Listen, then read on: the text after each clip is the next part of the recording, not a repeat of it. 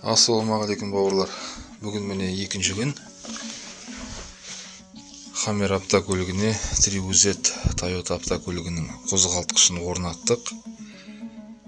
Капот астындағы бөлікке толыққанды сыйды.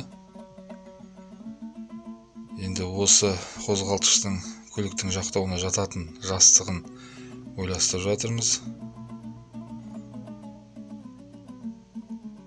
Содан кейін осы қозғалтқыштың дем алатын сүзгісі, яғни воздушный фильтрді орнастырудың жолын қараймыз.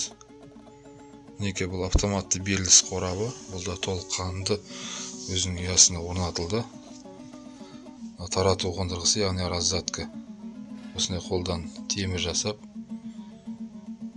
соны бекіттік.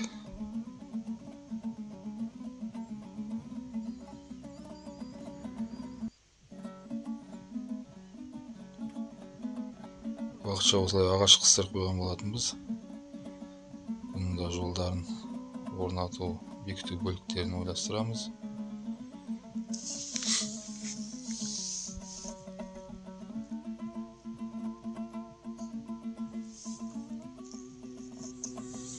Неке тарату қондырғысынан алдыңғы мосттың редукторына баратын жолын жобалап келтірдік.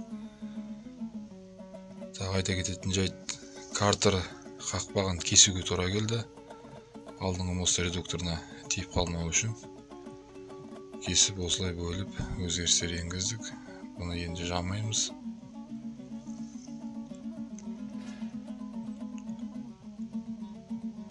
Неке тарату қондырғысынан артқы мосттың редукторына баратын карданның жолын реттедік.